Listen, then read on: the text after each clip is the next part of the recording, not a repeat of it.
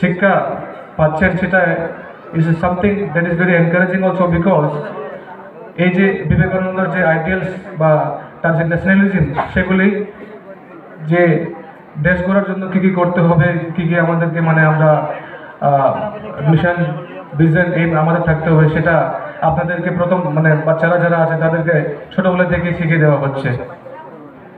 তো রামকৃষ্ণ মিশনের মানে বলতে গেলে আমি রামকৃষ্ণ মিশনের ছাত্র, আগরতলার রামকৃষ্ণ মিশন যে সেখানে ছাত্র।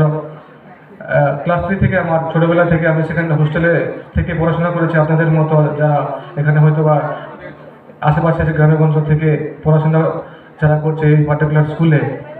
তো বেসিক্যালি আমি যে আজকে এই যে প্ল্যাটফর্মে দাঁড়িয়ে আছি বা আমি যা পেয়েছি, যা লাইফে যে স্ট্যান্ড করার জন্য আমি যে শক্তি, কারেজ বা এনকারেজমেন্ট আমি যা পেয়েছি, সেটা মানে পুরোটা কিন্তু আমি শ্রেয় তাকে দেবো আমার স্কুলকে, যে আমাদের রামকৃষ্ণ মিশন স্কুল।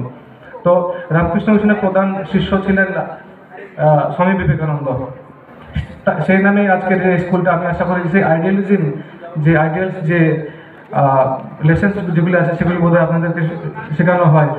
তো বেসিক্যালি স্বামী বিবেকানন্দ চেয়েছিলেন একটা ভারতবর্ষ, যে ভারতবর্ষ প্রপার্টি থাকবে না, যে ভারতবর্ষতে এডুকেশন খুব বেশি করে হবে, যে ভারতবর্ষ সবাই মিলেমিশে আমরা হাতে হাত ধরে যাতে করে আমরা একটা গড়ে তুলতে পারি। সেই নির্দেশে বা সেই আদর্শে হয়তো স্কুলের যে মানে প্রতিষ্ঠান হয়েছে।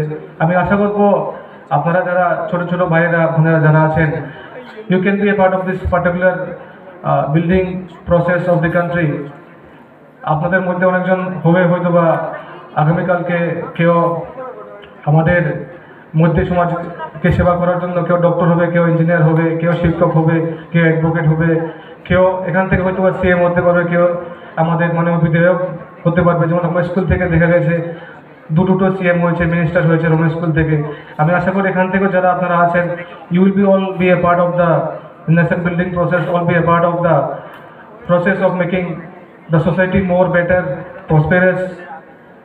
আর আমাদের যে ভারতবর্ষকে 2047 সালের মধ্যে যে ডেভেলপ করার যে আমরা একটা শপথ গ্রহণ করেছি বাই দ্য গভর্নমেন্ট, বা আমরা সবাই মিলে যে একটা প্রতিজ্ঞা পণ্য হয়েছি, তো আমরা হয়তো বা সেই বাই 2047 এই যে দেশকে গড়ে তোলার জন্য, একটা ডেভেলপ কান্ট্রি করার জন্য আপনারা যারা বসে আছেন, হিউম্যান ক্যাপিটাল বা হিউম্যান রিসোর্স মানে কি, আমাদের ছাত্রছাত্রীরা যারা আছে আমরা হচ্ছে হিউম্যান ক্যাপিটাল।